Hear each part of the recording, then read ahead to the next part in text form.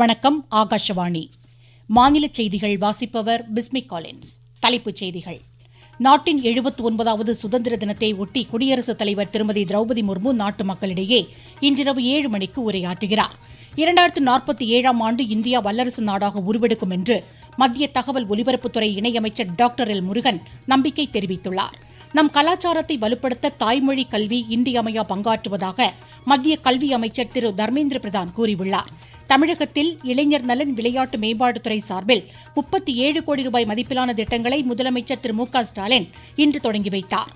தூய்மை பணியாளர்களுக்கு தனி மருத்துவ திட்டம், குடியிருப்புகள் உள்ளிட்ட 6 சிறப்பு திட்டங்கள் செயல்படுத்தப்படும் என்று மாநில நிதியமைச்சர் திரு தங்கம் தென்னரசு அறிவித்துள்ளார்.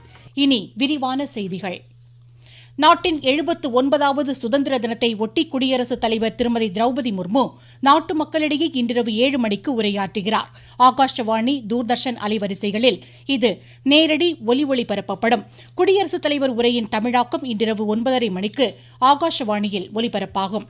பிரதமர் திரு நரேந்திர மோடி சுதந்திர தினத்தை ஒட்டி டெல்லி செங்கோட்டையில் நாளை தேசிய கொடியை ஏற்றி வைத்து நாட்டு மக்களிடையே உரையாற்றுகிறார்.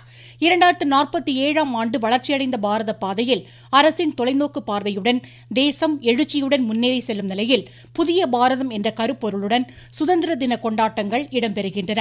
வளமான, பாதுகாப்பான, துணிச்சலான, வீரமிகு புதிய பாரத எழுச்சியை பிரதிபலிக்கும் வகையிலும் தொடர்ந்து வளர்ச்சி பாதையில் முன்னெடுத்துச் செல்லும் வகையிலும் இந்த ஆண்டு சுதந்திர தின கொண்டாட்டங்கள் நடைபெறுகின்றன. 79வது சுதந்திர தினத்தை ஒட்டி தலைநகரில் பாதுகாப்பு ஏற்பாடுகள் பலப்படுத்தப்பட்டுள்ளன. அதிநவீன சிசிடிவி கேமரா மூலம் கண்காணிப்பு தீவிரப்படுத்தப்பட்டுள்ளது. தில்லி வான் பகுதியில் நாளை மறுநாள் வரை ட்ரோன்கள், பலூன்கள் பறக்க தடை விதிக்கப்பட்டுள்ளது. பல்வேறு துறைகளைச் சேர்ந்த 5000 சிறப்பு விருந்தினர்கள் சுதந்திர தின கொண்டாட்டங்களை பார்வையிடுகின்றனர். சுதந்திர தினத்தை ஒட்டி 2025ஆம் ஆண்டிற்கான குடியரசுத் தலைவர் விருதுகளுக்கு காவல்துறை, தீயணைப்பு, ஊர்காவல் படை, சீர்திருத்த பணிகள் உள்ளிட்ட துறைகளைச் சேர்ந்த 1090 பேர் தேர்வு செய்யப்பட்டுள்ளதாக மத்திய உள்துறை அமைச்சகம் அறிவித்துள்ளது. தமிழக காவல்துறையைச் சேர்ந்த 21 அதிகாரிகள் இப்பட்டியலில் இடம்பெற்றுள்ளனர். சென்னை புனித ஜார்ஜ் கோட்டையில் நாளை நடைபெறும் சுதந்திர தின விழாவில் முதலமைச்சர் திரு மு.க. ஸ்டாலின் தேசிய கொடியை ஏற்றி வைத்து உரையாற்றுகிறார். பல்வேறு துறைகளில் சாதனை புரிந்தோருக்கு விருதுகளையும் பதக்கங்களையும் முதலமைச்சர் வழங்க உள்ளார். சிறப்பாக செயல்பட்ட ஆவடி, நாமக்கல் மாநகராட்சிகள், ராமேஸ்வரம், ராஜபாளையம், பெரம்பலூர் நகராட்சிகளுக்கு பரிசுகளும் வழங்கப்பட உள்ளன. தமிழகம் முழுவதும் விமான நிலையங்கள், ரயில் நிலையங்கள், பேருந்து நிலையங்கள் உட்பட மக்கள் அதிகம் கூடும் இடங்களில் பலத்த பாதுகாப்பு ஏற்பாடுகள் செய்யப்பட்டுள்ளன. சுதந்திர தினத்தை முன்னிட்டு தமிழகத்தின் அனைத்து ஊராட்சிகளிலும் கிராம சபை கூட்டம் நாளை நடைபெறுகிறது. 2047ஆம் ஆண்டு இந்தியா வல்லரசு நாடாக உருவெடுக்கும் என்று மத்திய தகவல் ஒலிபரப்புத்துறை இணையமைச்சர் டாக்டர் எல். முருகன் தெரிவித்துள்ளார்.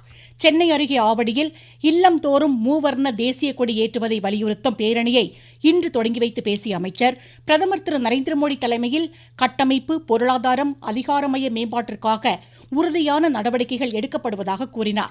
கடந்த 10 ஆண்டுகளில் மத்திய அரசின் பல திட்டங்களால் தமிழகம் பெரிதும் பயனடைந்திருப்பதாக அவர் கூறினார்.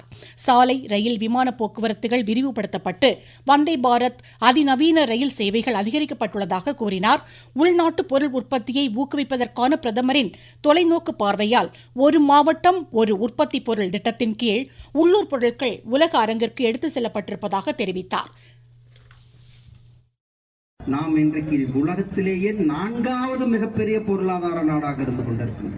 25 கோடி மக்கள் இந்த 10 ஆண்டுகள்ல வறுமை கோட்டிற்கு கீழே இருந்து மேல்நிலைக்கு வந்திருக்கிறார்கள். 4 கோடி பேருக்கு வீடுகள் கட்டி கொடுக்கப்பட்டிருக்கிறது. ஒவ்வொரு வீட்டுக்கும் கூட ஜல்ஜீவன் திட்டத்தின் மூலம் தண்ணீர் கொடுக்கப்பட்டிருக்கிறது. இலவசமாக டாய்லெட் கட்டி கொடுக்கப்பட்டிருக்கிறது. இப்படி சமூக சார்ந்த அனைவருக்கும் கிட்டத்தட்ட 80 கோடி பேருக்கு மாசத்துக்கு 5 கிலோ அரிசி ஏழை மக்களுக்காக உணவு பாதுகாப்பு திட்டத்தில் கொடுத்து கொண்டிருக்கின்றோம். தேச ஒற்றுமையை வலுப்படுத்துவதற்காகவும் சுதந்திர போராட்ட வீரர்களுக்கு மரியாதை செலுத்தும் வகையிலும் அனைவரும் தமது இல்லங்களில் தேசிய கொடியை ஏற்ற அமைச்சர் வேண்டுகோள் விடுத்தார். சென்னை ராயபுரத்தில் இன்று பிற்பகல் அமைச்சர் தலைமையில் இல்லந்தோறும் மூவர்ண தேசிய கொடி பேரணி நடைபெறுகிறது. தமிழ்நாட்டில் பல்வேறு பகுதிகளில் இல்லந்தோறும் மூவர்ண தேசிய கொடி விழிப்புணர்வு பேரணி இன்று நடைபெற்றது. காஞ்சிபுரம், நாமக்கல் அஞ்சல் கோட்டங்கள் சார்பில் நடைபெற்ற பேரணியில் ஏராளமானோர் பங்கேற்றனர். சேலம் மாவட்டம் மேட்டூரில் பிஜேபி சார்பில் 100 அடி நீளமுள்ள தேசிய கொடி பேரணி அணிவகுப்பு இன்று நடைபெற்றது. விருதுநகர் மாவட்டம் சிவகாசியில் தயாரிக்கப்படும் தேசிய கொடி விற்பனை களை கட்டியுள்ள நிலையில் இவற்றை உற்பத்தி செய்யும் திரு காசிராஜன் சுற்றுச்சூழலுக்கு உகந்த கொடிகள் உருவாக்கப்படுவதாக எமது செய்தியாளரிடம் தெரிவித்தார். போன வருடம் நாங்கள் என்ன மேனுஃபேக்சர் பண்ணோமோ அதே தான் இந்த வருஷமும் ring badge, shade cap, strap flag, stick flag, சட்டையில் ஊற்றுற கொடிகள் அனைத்தும் நாங்கள் கிட்டத்தட்ட 40 வருட காலமாக செஞ்சுக்கிட்டு இருக்கோம். மாசுபடாதபடிக்கு காகிதம், கிளாத்து இதில் தான் பண்ணுறோம். மற்றபடி பிளாஸ்டிக்கான எந்த பொருளையுமே நாங்கள் இது பண்ணுறது கிடையாது. தமிழ்நாடு, கேரளா, ஆந்திரா, கர்நாடகா, பாண்டிச்சேரி உள்ளிட்ட 5 மாநிலங்களுக்கும், அது தவிர ஹைதராபாத், பாம்பே, கல்கட்டா ஆகிய ஊர்களுக்கும் வழக்கமாக அனுப்பிக்கிட்டு இருக்கோம். தேசிய கொடியை தயாரிப்பதில் பெருமை கொள்வதாக காஞ்சிபுரத்தைச் சேர்ந்த மகளிர் சுய உதவிக் குழுவை சார்ந்த பெண் ஒருவர் தெரிவித்தார். என்னுடைய பேர் பிரேமா. தேசிய கொடி தச்சிட்டு இருக்கோம். எங்க குழு மக்கள் கூட பாத்தீங்கன்னா ஒவ்வொரு வீட்லயும் தைக்கிறாங்க. அவங்களும் பாத்தீங்கன்னா ஒவ்வொரு வீட்லயும் தைக்கும் போது வீட்டுல குழந்தைகள் நம்ம தேசிய கொடி தைக்கிறோமா அப்படின்னு ரொம்ப பெருமைப்படுறாங்க. இந்த தேசிய கொடியை நிறைய ஸ்கூல்ஸ், கார்பரேட் கம்பெனி, பேங்க்குக்கு சப்ளை பண்ணிட்டு வரோம். கலெக்டரேட்ல கூட நாங்க எங்களோட கொடி கொடுத்துருக்கோம். இதெல்லாம் எங்களுக்கு ரொம்ப சந்தோஷமா இருக்கு. குடியரசுத் தலைவர் திருமதி திரௌபதி முர்மு அம்ரித் உதயான் கோடை ஆண்டு விழாவை குடியரசுத் தலைவர் மாளிகையில் இன்று காலை தொடங்கி வைத்தார். பொதுமக்கள் வரும் சனிக்கிழமை முதல் அடுத்த மாதம் 14ஆம் தேதி வரை இந்த பூந்தோட்டத்தை காலை 10 மணியிலிருந்து மாலை 6 மணி வரை பார்வையிட வகை செய்யப்பட்டுள்ளது. தேசிய புதிய கல்விக் கொள்கையில் தொடக்கப் பள்ளிகளில் தாய்மொழி அடிப்படையிலான கல்வி திட்டம் நடைமுறைப்படுத்தப்படும் என்று மத்திய கல்வி அமைச்சர் திரு தர்மேந்திர பிரதான் தெரிவித்துள்ளார். ஒடிசா மாநிலம் பூரியில் இன்று செய்தியாளர்களிடம் பேசிய அவர், கலாச்சாரத்தை வலுப்படுத்தி முன்னெடுத்துச் செல்ல தொடக்க கல்வி தாய்மொழியிலேயே பயிற்றுவிக்கப்படுவது உறுதி செய்யப்பட வேண்டும் என்றார். தலைநகர் டெல்லியில் உள்ள தெரு நாய்களை அகற்றி காப்பகங்களில் வைப்பதற்கான 2 நீதிமன்ற உத்தரவை உச்சநீதிமன்றம் இன்று ஒத்திவைத்துள்ளது. 2 நீதிபதிகள் தீர்ப்புக்கு தடை விதிக்க கோரி தாக்கல் செய்த மனுக்களை இன்று விசாரித்த 3 நீதிபதிகள் அமர்வு இதற்கான உத்தரவை பிறப்பித்தது. தெரு நாய்கள் காப்பகங்களில் வைக்கப்பட வேண்டும் என்று நீதிபதி பர்திவாலா, ஆர் மகாதேவன் அடங்கிய அமர்வு கடந்த 11ஆம் தேதி உத்தரவு பிறப்பித்திருந்தது குறிப்பிடத்தக்கது. நீங்கள் கேட்டுக்கொண்டிருப்பது ஆகாஷவாணியின் மாநில செய்தி அறிக்கை.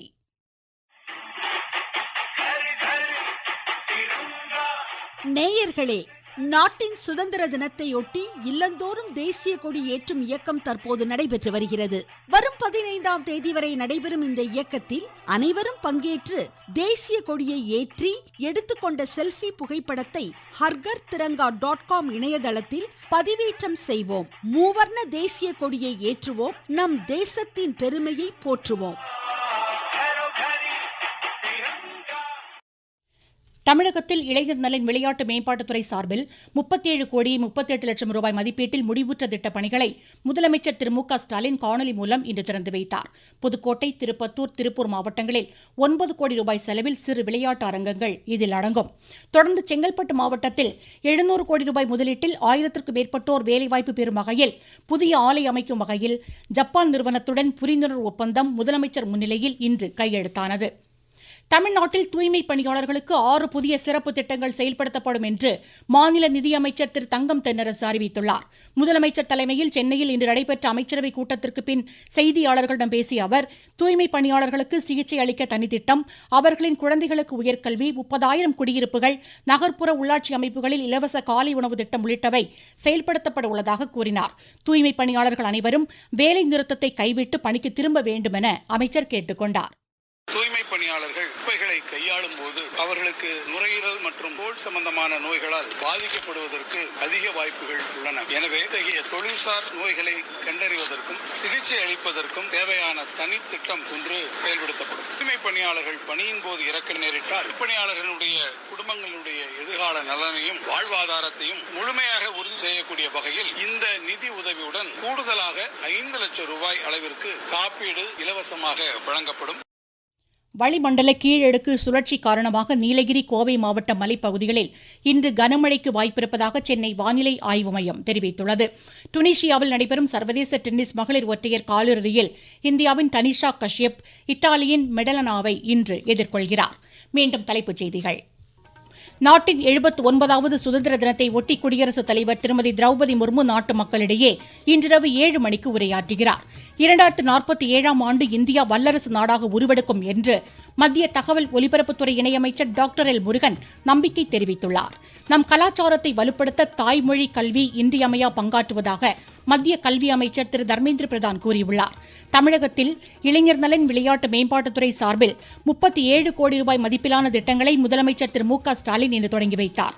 தூய்மை பணியாளர்களுக்கு தனி மருத்துவ திட்டம், குடியிருப்புகள் உள்ளிட்ட 6 சிறப்பு திட்டங்கள் செயல்படுத்தப்படும் என்று மாநில நிதியமைச்சர் திரு தங்கம் தென்னரசு அறிவித்துள்ளார். இத்துடன் இந்த செய்தி அறிக்கை முடிவடைந்தது.